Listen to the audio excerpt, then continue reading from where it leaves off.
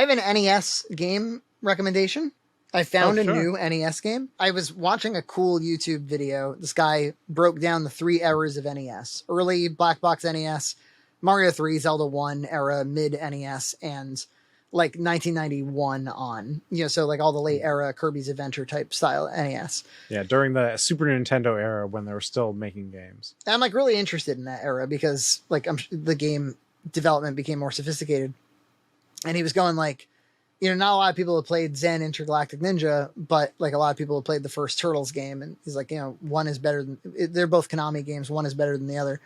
So I started playing that game. It was okay. It was like a somewhat, you can tell it's Konami for the NES. I mean, like the sounds are just perfect.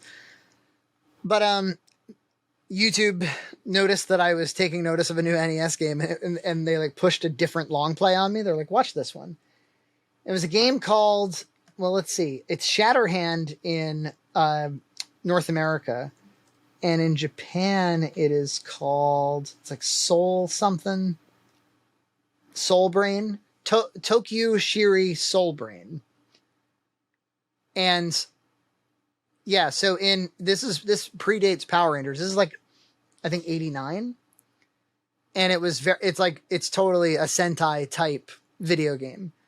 And then I noticed that in North America, they renamed it to Shatterhand, and it's a dude with like, you know, big, they live style sunglasses, and he's like, you know, everybody was Arnold for a while. Yeah, I mean, like I saw the box art. He has like a Terminator hand underneath his fist, and he has bloated muscles and like if you've ever played Power Blade for NES, like that's another like they actually sued Arnold sued them for his likeness. So there's a while there where like the coolest thing you could be was the Terminator. Oh yeah, like Contra, like the 2 leads look like Arnold and Stallone or whatever. Arnold just selling everything in the 80s. It's just funny to think about because like just a couple of years later, and there's no way they would change it from a Power Ranger. They would make it a Power Ranger video game, you know? Oh yeah. The Power Rangers exploded here, but at that moment in time, fuck Power Rangers, Arnold. Yeah. You just get that Japanese stuff out, put Arnold in. Now, it's a wonderful NES game, I got to tell you. The difficulty is perfectly balanced. It has a beginner's stage. So the first level is like an easy version of the game that teaches you how it functions. And then it's a stage select from there, and they get kind of increasingly hard. But I joked, you know, everybody knows I love Batman NES. And it's become somewhat notorious in our Discord that I like love Felix the Cat too much or something. And well, you do. You can't stop talking about it. And the reason a bag of tricks, dump your bag of tricks all over my face. The reason I like it so much, Felix, is because of the power up, you know, concept. Where like if you, I love game design where if you play well, the game will get easier. And then, but the stakes become higher for like, if you have one slip up, the game will get hard again. Like Sonic technically is like that, where you want to stay as north on the map as possible because that's the easiest path. Yeah. But it's hard to stay on that path. So there's fewer enemies, but harder to stay on the path. So yeah, in Felix the Cat, like if you collect X number of hearts or whatever, you can power up, and now you can get hit once and you have a weapon, and then you can do it again and like really power up. And so you might call Shatterhand, Batman NES meets Felix the Cat, because it's got perfect for Frankie. It's got almost exactly the same kind of enemies and gameplay as like the combat as Batman. And then, yeah, as you go, you collect these little boxes and they have little characters on them. Like I don't know what kind of characters they are, but like they're just these like little shapes. And when you get 3 and you get them randomly, or you can swap them out,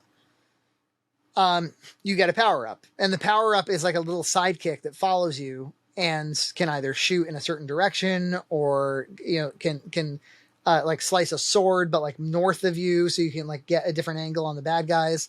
And those little things can take damage too. So like they have their own health bar, and if they get hit too many times, you lose them. But if you're able to hang on to them and then get another 3, then you can have like this like ultimate kind of mech version of yourself. It's just fucking cool. And like the difficulty, it gets really difficult, but I never thought it crossed into total ridiculous unfairness.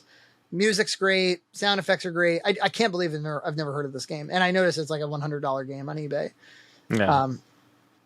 Yeah, I was getting into that new Kirby game. You talked about it before, the Forgotten Land. Oh yeah, I really like that. Yeah, I had a business trip to Dallas, so I had some time on a plane. And so, yeah, it's so nice to just have a game you can play and you just like can beat the level. And it's like really easy. Yeah, love it. The all the power-ups are just really inventive, and all of them feel good, and they all have like little uses in the stages. And which is what I liked about the original Kirby's Adventure, where you felt good using the power-ups. Like if you've ever played like one Kirby game, you instantly know, like it's such a good transition to 3D. It almost feels like they didn't transition to 3D. Yeah, it's perfect. It's a great transition to 3D. You almost are like, oh, how come they never did this before? Yeah, and so yeah, it's a great little game. And the bosses are really fun and creative, and I love the little challenges. Like you can try to beat the boss without taking damage, or they make you use a specific power up. Or you have to beat it in a certain way. All those like optional difficulty, if you want to do it, you can do it. And if you just want to move on with the game, you can.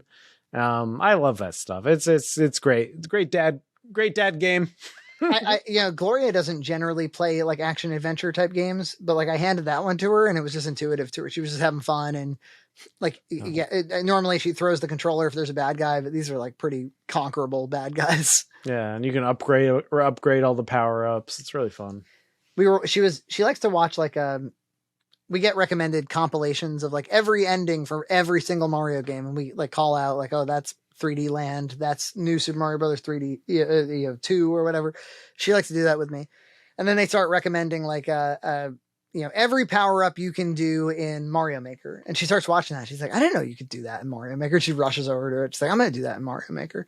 And I realized I was like, YouTube watching like other people's levels would probably be good for her because she plays that game all the time. Yeah, she's super into the Nutcracker right now. Oh, we love the Nutcracker around here. Do you really? Yeah. I made we have this little musical device. It's like basically a Bluetooth speaker, but you can put cards into it. And these cards are like CDs. Basically, they have a track list, and you can program your own track list onto certain cards, like it's a little RFID chip. And I made one for the Nutcracker because my son likes the Nutcracker. I made him a Mario one, so it has awesome. All of the Mario 3D World music. Love it. Oh, and but then Nutcracker's great. Yeah, what does she like about the Nutcracker? I think she kind of got reintroduced to it because of we have a Berenstain Bears book that's like they get a Nutcracker, then they act out the Nutcracker, and then she got like really into the concept of the Rat King. And she started like, so I was like, there's got to be an app or a game or something. And there's for $2, there's this iPad game where it just plays the Tchaikovsky music on loop, and pretty much all of it. And you can go into like different bedrooms, and you can like go visit the Rat King, give him some cheese, and like go to a different one and like wipe off the fog on like a window, like with your finger. And it's like a cute little like Nutcracker thing. But she was going on. We went out to ice cream a few weeks ago, and she was going on and on about like the Rat King and stuff. And the ice cream lady goes, the Rat King from the Nutcracker? And I was like, see, when I hear Rat King, I go to like Ninja Turtles. We have like a Nutcracker book. It's like one of those books that it tells the story of the Nutcracker, and you can push parts of the page, and it plays some of the music. Yeah, we're gonna have to go to a show, I think. Like she would love that. Yeah. Oh, I think I remember going to the Boston Ballet Nutcracker. It's amazing. Yeah, she would really like that. We should totally do that. You've been getting even more use out of your Analogue Pocket? Yes. Yeah, they released more cores. So they have Super Nintendo now. They have Genesis. They have regular Nintendo. So it's basically a little it's a little emulation machine, so it emulates all that hardware. The screen's great. So and do you prefer playing retro games on it over your little teeny tiny one? Yeah, actually, I do. I might sell my teeny tiny one because it's like redundant now. So yeah, but I didn't know the analog would get this many features, this many cores. I thought it was just going to be like I can play my old carts on it, but now I can just load up a memory card full of NES, Genesis, Master System, all of that, and it does make it awfully appealing. Neo Geo, it's a more appealing. I mean, I would say if you already have something that you like holding and like looking at the screen, I wouldn't bother, like one of those Chinese ones.